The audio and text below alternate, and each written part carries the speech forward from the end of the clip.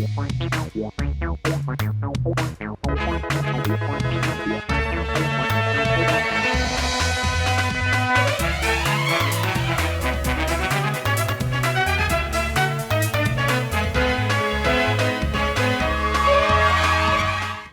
मेरा नाम है जयंती झा और आप देख रहे हैं राष्ट्रीय समाचार। पहले एक नजर हेडलाइंस पर।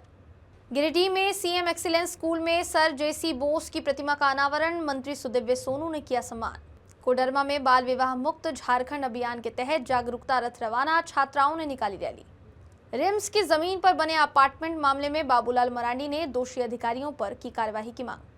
सरना धर्म कोड की मांग तेज, आदिवासी संगठनों ने दिल्ली कूच और जंतर मंतर धरने का किया ऐलान। राजस्थान में कथित कमीशन खोरी का वीडियो वायरल, विधायकों पर 40 से 50% कमीशन मांगने का आरोप।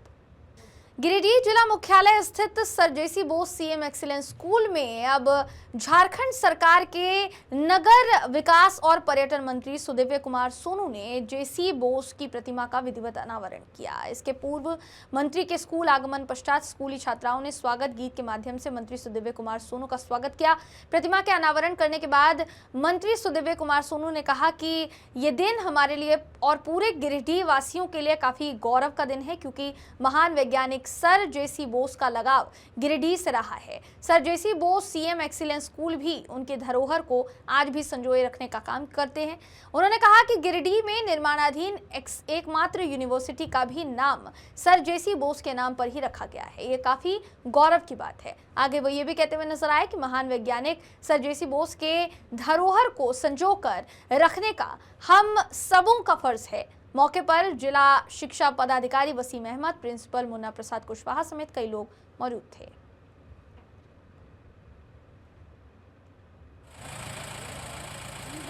जेसी बोस स्कूल जो कि सीएम स्कूल ऑफ एक्सीलेंस भी है, माननीय मुख्यमंत्री हेमंत सोरेन जी की परिकल्पना है कि जहां सामान्य और बड़े वंचित परिवार के बच्चे भी सीबीएसई पैटर्न की शिक्षा दीक्षा ग्रहण कर पाएँ। आज यहाँ पर सर जेसी बोस की एक स्टैच्यू का अनावरण करके मुझको भी बड़ी खुशी हुई। सर जेसी बोस का लगाव गिरिडीह से रहा और सर जेसी बोस की धरोहर को संजो कर रखने की जवाबदेही भी हम गिरिडीह वासियों की है। इस स्कूल ने सर जेसी बोस की धरोहर को संजो कर रखा है। इस जिले में बनने वाली पहली और एकमात्र यूनिवर्सिटी का नाम सर जेसी बोस के नाम पर रख के उनको श्रद्धांजलि देने की कोशिश की है। और मैं यह समझता हूँ कि सर जेसी बोस की यह प्रतिमा इस स्कूल में पढ़ने वाले बच्चों के लिए एक बेहतरीन प्रेरणा स्रोत बनेगी कि बच्चे भी, हमारी बेटियां भी आने वाले दिनों में सर जेसी बोस से प्रेरणा लेकर अपने क्षेत्र में बेहतर से बेहतर करेंगी और अपने माता पिता, इस शहर और इस राज्य का नाम रोशन करेंगी। बुलेटिन में आगे बढ़ते हैं। खबर कोडरमा से। बाल विवाह मुक्त झारखंड अभियान को लेकर कोडरमा में जागरूकता रथ रवाना किया गया। जिला मुख्यालय से उपायुक्त ऋतुराज में जागरूकता रथ को हरी झंडी दिखाकर रवाना किया गया, जो अलग अलग प्रखंडों का भ्रमण करते हुए बाल विवाह मुक्त झारखंड को लेकर लोगों को जागरूक करेगा। इस मौके पर स्कूली छात्राओं ने हाथों में बैनर पोस्टर लेकर मानव श्रृंखला के रूप में एक रैली भी निकाली और बाल विवाह मुक्त झारखंड अभियान का नारा लगाकर लोगों को जागरूक भी किया। कार्यक्रम में शामिल छात्राओं ने कहा कि बाल विवाह से बच्चियों की पूरी जिंदगी बर्बाद हो जाती है। छात्राओं ने आगे ये भी कहा कि ये एक ऐसी बीमारी है जो तमाम उम्र परेशान करती है। कम उम्र में शादी होने से कई तरह की बीमारियां हो जाती हैं और मानसिक विकास अवरुद्ध हो जाता है। वहीं उपायुक्त ऋतुराज ने कहा कि इस अभियान के तहत लोगों को बाल विवाह मुक्त झारखंड के निर्माण के लिए प्रशासनिक स्तर पर कार्यवाही के साथ साथ लोगों की सामूहिक भागीदारी भी जरूरी है, तभी इस कुरीति को जड़ से खत्म किया जा सकता है। हमारे जो एवीए की टीम है और हमारी जिला प्रशासन की जो टीम है, उन्होंने सरकार के नेतृत्व में बाल विवाह को हटाने के लिए बड़ा अच्छा प्रयास किया है, जिसमें लोगों को जागरूक हम लोग कर रहे हैं। सभी लोगों से आग्रह रहेगा जिला के कि कहीं पे भी इस तरीके का सूचना जो बाल विवाह से संबंधित होती है हम लोग के पास नियरेस्ट थाना में जरूर पहुंचाए, अंचल में जरूर पहुंचाए। हम लोग उनको इमीडिएट रिस्पांस दे करके उनको लोगों को बचाएंगे और एक तरीके से लोगों को काउंसलिंग भी करेंगे। साथ के साथ जो हमारे जितने भी अभिभावक हैं, के बच्चे हैं, सभी लोगों से आग्रह है कि आप बाल विवाह जैसी कुरीति में ना पड़ें है। बच्चे के शरीर में बहुत सारी हानियां होती है, खून की कमी, बहुत सारी ऐसी चीजें होती है जिससे परिवार वालों को भी बहुत सारी चीजों का सामना करना पड़ता है। अगर हम उस चीज को पहले ही रोक दें, बाल विवाह अगर हम नहीं करवाए, एक सही उम्र में अगर हम बच्चियों की शादी करवाए तो उन सब चीजों से बचा जा सकता है। अगर हम लोग चाहते हैं कि बच्चियों का अगर जल्दी विवाह हो जाता है तो छुटकारा मिल जाता है, लेकिन वो छुटकारा नहीं, वो एक बीमारी है। बोलूंगा कि हमारे जो खबर रांची से भारतीय जनता पार्टी के प्रदेश अध्यक्ष बाबूलाल मरांडी ने रिम्स की अतिक्रमण की हुई जमीन पर निर्मित 4 मंजिला अपार्टमेंट के मामले में दोषी अधिकारियों पर कड़ी कार्यवाही की मांग की है। पार्टी के प्रदेश कार्यालय में आयोजित संवाददाता सम्मेलन को संबोधित करते हुए बाबूलाल मरांडी ने मुख्यमंत्री हेमंत सोरेन से मांग करते हुए कहा कि इस मामले में अपार्टमेंट के बिल्डर, रांची नगर निगम सीईओ और रजिस्ट्रार समेत संबंधित अन्य अधिकारियों को तत्काल निलंबित किया जाए। उन्होंने ये भी कहा कि उस अपार्टमेंट में फ्लैट लेने वाले निर्दोष लोगों के लिए राज्य सरकार अविलंब वैकल्पिक आवास की व्यवस्था करे। प्रदेश अध्यक्ष ने कहा कि दोषी अधिकारियों से पैसे वसूलकर भुक्तभोगियों को लौटाया जाए। प्रदेश अध्यक्ष ने यह भी कहा कि राज्य में अफसर इतने ज्यादा निरंकुश और भ्रष्ट हो गए हैं कि उन्होंने बिल्डर के साथ साठ-गांठ करके रिम्स की सरकारी जमीन को बेच डाला। प्रदेश अध्यक्ष बाबूलाल मरांडी ने जानना चाहा कि रिम्स की सरकारी जमीन को किस आधार पर बिल्डर ने रजिस्ट्री और उसके बाद म्यूटेशन कर लिया। आगे वो ये भी कहते हुए नजर आए कि नगर निगम ने किस आधार पर अपार्टमेंट का नक्शा पास कर दिया। इसके बाद रेरा ने उस अपार्टमेंट को अप्रूवल भी दे दिया। आगे वो ये कहते हुए नजर आए कि ये कोई मामूली मुद्दा नहीं है, रिम्स की जमीन पर अपार्टमेंट का बन जाना बहुत बड़ी गड़बड़ी है। प्रदेश अध्यक्ष ने आगे कहा कि इस पूरे मामले में किसी ने भी ईमानदारी से छानबीन नहीं की। इसका मतलब ये भी होता है कि सभी ने मिलकर इस गड़बड़ी को अंजाम दिया है। नवीन भी है, भारतीय जनता पार्टी भी नए लोगों को बिल्कुल जगह दे रही है। हमने देखा कि हम तो मंडल अध्यक्ष को हम लोग 45 तक के बना रहे हैं, तो राष्ट्रीय कार्यकारी अध्यक्ष को ही बना दिया 45 साल। तो मैं समझता हूँ कि नौजवानों के लिए बिल्कुल उत्साह का विषय है। देश के प्रधानमंत्री नरेंद्र मोदी जी ने कई बार कहा कि पॉलिटिक्स में नए लोगों को आना चाहिए, सामाजिक लोगों को आना चाहिए। हम ऐसे लोगों को बढ़ाएंगे। सार्वजनिक रूप से उन्होंने कई स्थानों पर भाषणों में कहा है और वास्तव में वो दिखाई पड़ा। उन्होंने एकदम नए जिसको कह सकते हैं, मृदुभाषी भी है, कई बार विधायक रहे, मंत्री रहे, कई राज्यों में प्रभारी चुनाव के में काम को भी देखा है। झारखंड में भी जब विधानसभा चुनाव हो रहा था उस समय भी रहा करके मैंने 1-2 विधानसभा में हम लोगों ने लगा दिया था। तो हम देखे कि इतना बड़े मंत्री रहे हैं, विधायक रहे हैं, राज्यों में भी काम देखे हैं, मोर्चा के प्रदेश के अध्यक्ष हैं, लेकिन कोई अगर 1-2 विधानसभा में लगा दिए तो वहां भी करके काम। बुलेटिन में आगे बढ़ते हैं। खबर झारखंड से, जहां सरना धर्म कोड की मांग को लेकर आदिवासी समाज ने आंदोलन तेज करने का ऐलान कर दिया है, चेतावनी दे दी है। अलग अलग आदिवासी संगठनों ने सिरमटोली सरना स्थल पर बैठक की। इस दौरान वक्ताओं ने कहा कि 17 फरवरी को झारखंड से आदिवासी दिल्ली कूच करेंगे और जंतर मंतर पर धरना देंगे। वक्ताओं ने आगे ये भी कहा कि सरना धर्म कोड आदिवासी समाज की पहचान, अस्तित्व और आत्मा है, जिसे अब और नजरअंदाज नहीं किया जा सकता है। टीएसी सदस्य नारायण उरांव का कहना था कि आदिवासी समाज सालों से सरना धर्म कोड की मांग कर रहा है। आजादी से पहले आदिवासियों का अलग धर्म कोड था, मगर बाद में इसे हटा दिया गया। आदिवासियों को छोड़कर देश के सभी समुदायों का धर्म कोड है, जबकि 33 जनजातियां मिलकर सरना धर्म कोड की मांग कर रही हैं। उन्होंने कहा कि सरना कोड नहीं होने के कारण आदिवासियों को अन्य धर्मों में दर्ज किया जा रहा है, जो कि बिल्कुल गलत है। जनगणना से पहले अलग धर्म कोड आवंटित किया जाना जरूरी है। खबर राजस्थान से, राजस्थान में भ्रष्टाचार क्या वाकई इस हद तक फैल चुका है कि अब सड़क बनाने में भी ठेकेदार विधायकों को कमीशन दे रहे हैं? ये सवाल पूछा जा रहा है। और ये सवाल क्यों उठ रहा है? ये सवाल उठ रहा है सोशल मीडिया पर एक वीडियो वायरल होने के बाद। हालांकि इस वीडियो की पुष्टि हम नहीं करते, राष्ट्रीय समाचार इस वीडियो की पुष्टि हरगिज नहीं करता, मगर ये जो वीडियो है कई तरीके के सवाल खड़े कर रहा है। सबकी नजरें इसलिए टिक गई है क्योंकि इस वीडियो में जो सुनाई दे रहा है, जो दिखाई दे रहा है, वो बहुत ही ज्यादा चौंकाने वाला है। सिस्टम ही करप्ट हो तो आम जनता तक सुविधाएं कैसे पहुंचेंगी?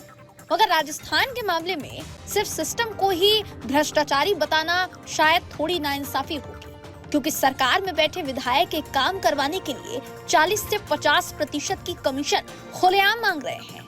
एक नहीं तीन विधायक ऐसे हैं जिनको कैमरे पर खुलेआम कमीशन मांगते हुए पकड़ लिया गया। राजस्थान के खिवसर से बीजेपी विधायक रेवंत राम डांगा, एमएलए का बेटा अशोक डांगा, एमएलए का सहयोगी पवन शर्मा, हिंडौन विधायक अनीता जाटव, बयाना विधायक रितु बनावत, विधायक का पति ऋषि बंसल। अब जो वीडियो सामने आया है उसकी पुष्टि राष्ट्रीय समाचार नहीं करता, मगर ये वीडियो सोशल मीडिया पर धड़ल्ले से वायरल हो रहा है। अगर उस वीडियो को ध्यान से देखा जाए तो वीडियो बना रहा है वो ठेकेदार प्रतीत होता है। ये है रेवंत राम डांगा, जो कहते दिख रहे हैं कि कई सालों से मैं सरपंच हूँ और 25% से क्या होगा, कम से कम 40% कमीशन तो करवाओ। 25% मैं वैसे प्रधान पंचायत समिति मेरी वही पर प्रधान है 5 साल और मैं 20 साल से सरपंच हूँ। काम मैंने भी खूब भी किया। 30 कई कामों में तो 40 ही करते हैं। 40 थोड़ा ज्यादा फिर क्या वो या तो उनको आप फोन कर दोगे तो फिर मैं 40 कर दूंगा आपको। फिर सीओ को नहीं, उनको राजी करना पड़ेगा आपको। नहीं को क्या फिर ज्यादा मांगते हैं ना, थोड़ा एक बार ऐसे के देने राजी नहीं किए नहीं वो आगे अड़ंगा लगा देते हैं। फोन तो मैं कर दूंगा लेकिन वो अड़ंगा डालेंगे। जी तो पहले विधायक कमीशन मांगते हैं, फिर एमएलए के बेटे अशोक डांगा लिफाफा लेते कैमरे में कैद होते हैं। फिर आप चले ही जाना और मैं चला ही जाऊंगा। 5 के 2 पैकेट है ना, ठीक है ना, ठीक। तो ये लिफाफा पकड़ते हैं और उसके बाद कैमरे पर नजर आता है एमएलए का सहयोगी पवन शर्मा। मैडम से बात होगी ना तो लेटर से बात मैं कर लूंगा कि जो भी है मैं पवन जी को बता दिया। हाँ ऐसे कर ना, डायरेक्ट आप भी ओपन हो तो ना, ठीक है ना, तो किसको क्या करना है वो मैं सेट कर लूंगा, कोई दिक्कत नहीं। हाँ वो तो काम से मतलब। हाँ काम से ही मतलब, बिल्कुल काम से ही मतलब। जी तो ये महाशय कहते हैं कि आप कुछ मत कहना, आपको तो बस काम से मतलब है ना, मैं सब सेट कर दूंगा। ये लेन देन का मामला एक विधायक तक सीमित नहीं है। जिस तरीके से ये वीडियो वायरल हो रहा है और वीडियो में जो कुछ दिख रहा है उससे प्रतीत होता है कि ये सिलसिला जारी रहता है। और अब है हिंडौन विधायक अनीता जाटव का वीडियो।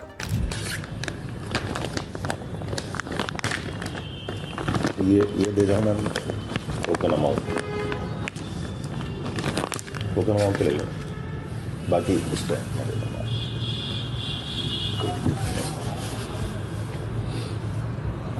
जी तो विधायक मैडम ने लिफाफा लिया और रख लिया।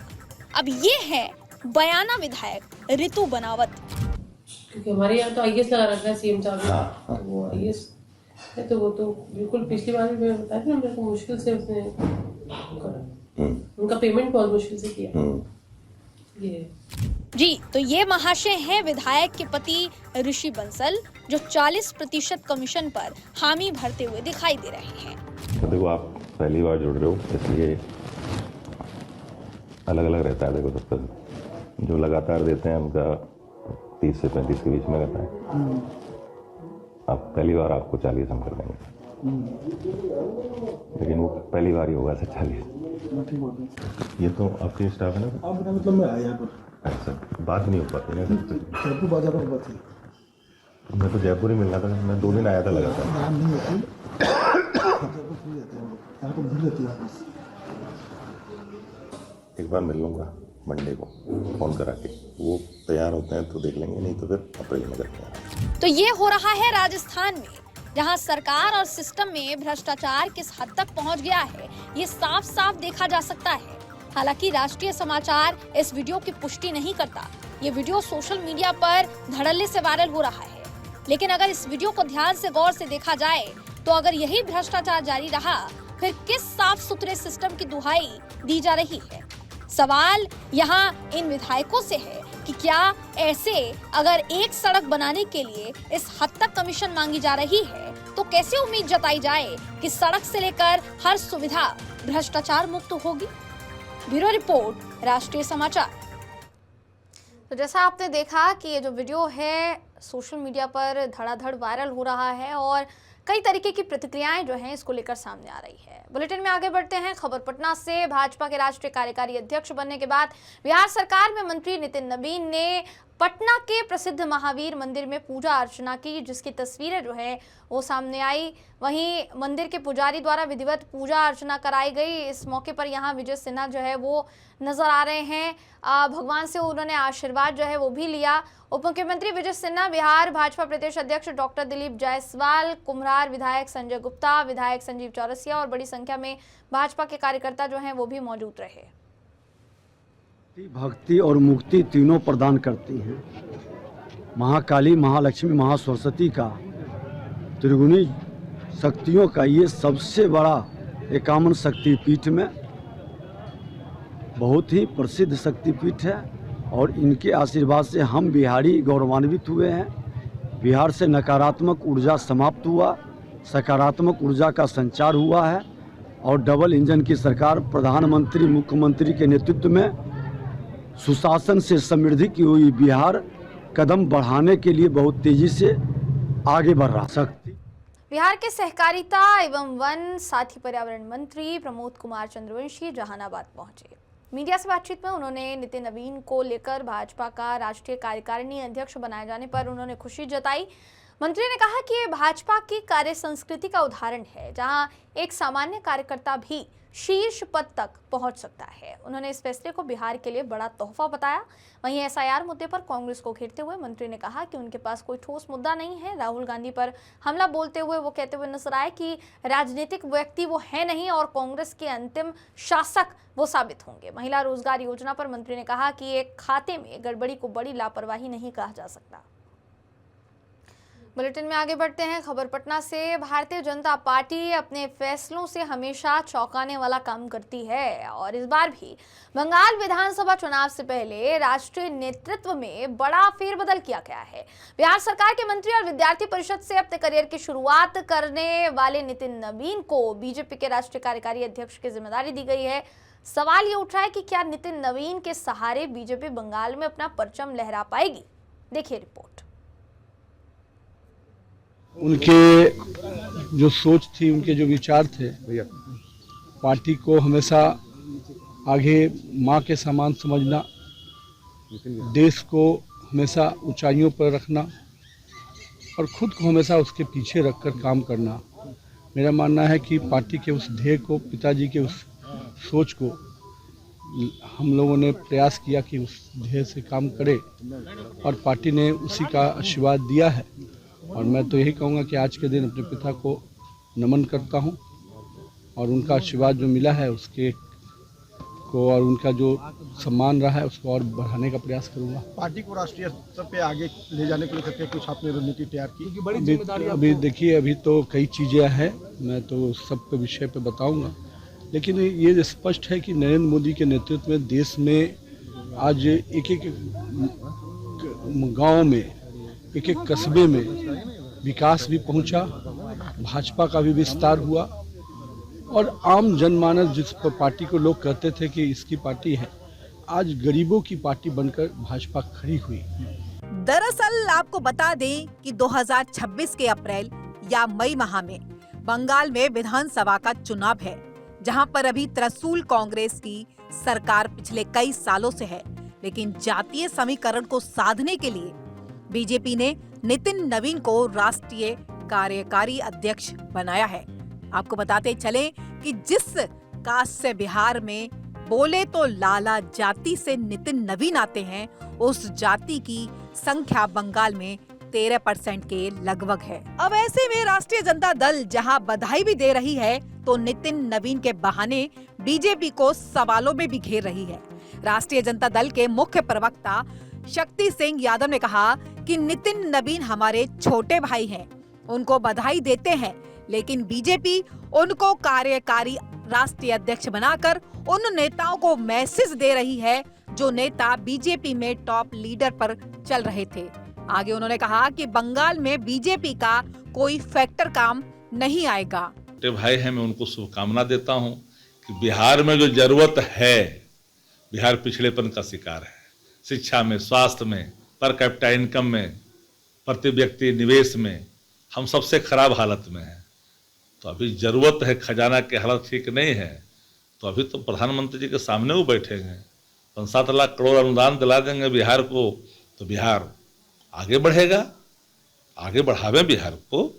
वहीं भारतीय जनता पार्टी के प्रवक्ता के माने तो सुमित सिंह ने कहा कि हमारे पार्टी में एक कार्यकर्ता भी शीर्ष नेतृत्व तक पहुंच सकता है। पार्टी ने नितिन नवीन को कार्यकारी अध्यक्ष बनाकर साफ संदेश दिया है, बंगाल तो हम लोग जीतेंगे ही, इसके साथ उत्तर प्रदेश भी जीतेंगे। देखिए, भारतीय जनता पार्टी में एक निचले स्तर का कार्यकर्ता ही राष्ट्रीय अध्यक्ष हो सकता है, इसको पुनः एक बार सिद्ध किया गया है। और भारतीय जनता पार्टी में जैसे संगठनात्मक अद्भुत क्षमता नितिन जी में थी, उसको देखकर संसदीय बोर्ड और केंद्रीय नेतृत्व, माननीय प्रधानमंत्री जी ने, माननीय गृह मंत्री जी ने, माननीय रक्षा मंत्री जी ने निर्णय लिया है। और नितिन जी लंबे समय से संगठन का काम करते आ रहे हैं, उनके अनुभवों का संगठन को लाभ हो, यह देखते हुए एक शीर्ष नेतृत्व ने फिर से यह काम किया है। बंगाल हो, उत्तर प्रदेश हो, देश के कई जगहों पर चुनाव होते हैं, तो भारतीय जनता पार्टी अपने राष्ट्रीय अध्यक्ष और राष्ट्रीय नेताओं के नेतृत्व चुनाव लड़ती है, तो हम लोग एक बार फिर से तैयार हैं। क्या बंगाल के चुनाव को देखते हुए ऐसा निर्णय लिया गया है, क्या आपको लगता है? केंद्रीय नेतृत्व निर्णय लेता है, सभी पहलू को देखकर लेता है, और केंद्रीय नेतृत्व जो निर्णय लेता है उसको हम सब कार्यकर्ता मानते हैं। नितिन जी बिहार के हैं, ये बिहार के लिए गौरव की बात है कि बिहार से पहली बार कोई राष्ट्रीय अध्यक्ष भारतीय जनता पार्टी का होने जा रहा है। वहीं जनता दल यूनाइटेड के माने तो जनता दल यूनाइटेड बिहार में एनडीए के सहयोगी दल के हैं और केंद्र में भी उन्होंने अपने सहयोगी दल के राष्ट्रीय कार्यकारी अध्यक्ष नियुक्त किए जाने पर नितिन नवीन को ढेर सारी शुभकामनाएं दी हैं। यह पूरे बिहार के लिए गर्व की बात है। देखिए, नीतीश कुमार जी के सत्ता में आने के बाद बिहारी अस्मिता का जो पुनर्जागरण हुआ, बिहारियत के भाव का जो पुनर्जागरण हुआ, आज कहीं न कहीं पूरा बिहारियत, पूरा बिहारी आत्मसम्मान नितिन नवीन जी के राष्ट्रीय अध्यक्ष बनने से गौरवान्वित है।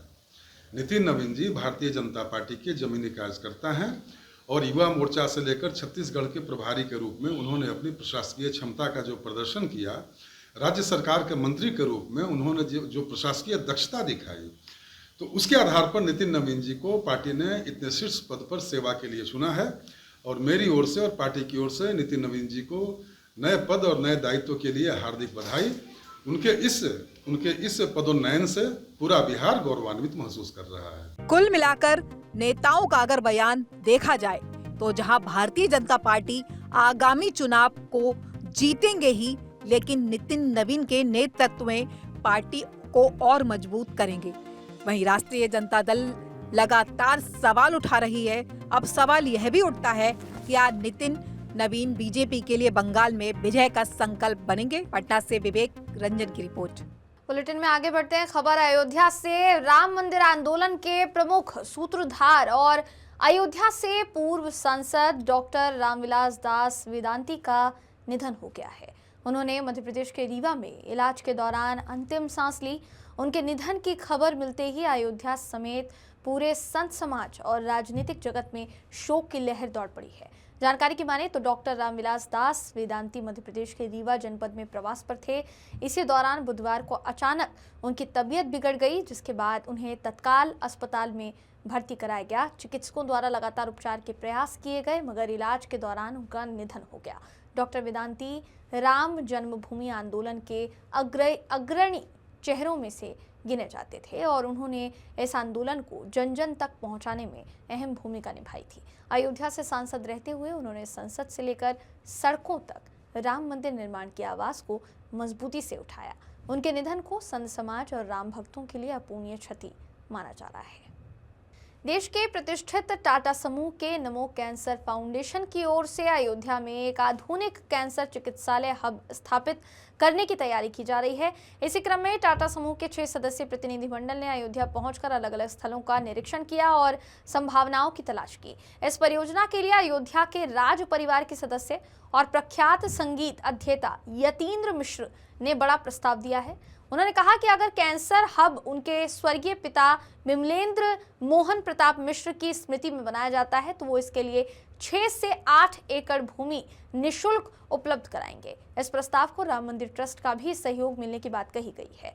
राम मंदिर भवन निर्माण समिति के अध्यक्ष नृपेंद्र मिश्र ने बताया कि स्वर्गीय रतन टाटा की परिकल्पना थी कि अयोध्या में नमो कैंसर फाउंडेशन के माध्यम से एक कैंसर चिकित्सालय हब विकसित किया जाए। इसी परिकल्पना को आगे बढ़ाते हुए अब फाउंडेशन ने जमीन की तलाश शुरू कर दी है। आगे वो ये भी कहते हैं कि राम मंदिर परिसर में बनने वाला हुतात्मा पुण्य स्मारक के मुख्य स्तंभ को लेकर भी विचार किया जा रहा है। पहले इसे टाइटेनियम से बनाने का प्रस्ताव था, मगर अब उत्तर प्रदेश के ललितपुर में मिलने वाले झांसी रेड ग्रेनाइट से निर्माण पर विचार हो रहा है। अब राम मंदिर ट्रस्ट निर्माण कार्य से आगे बढ़कर श्रद्धालुओं की सुविधा और प्रबंधन पर ध्यान केंद्रित कर रहा है। उम्मीद ये जताई जा रही है कि मार्च 2026 तक राम मंदिर का समस्त निर्माण कार्य पूरा हो जाएगा।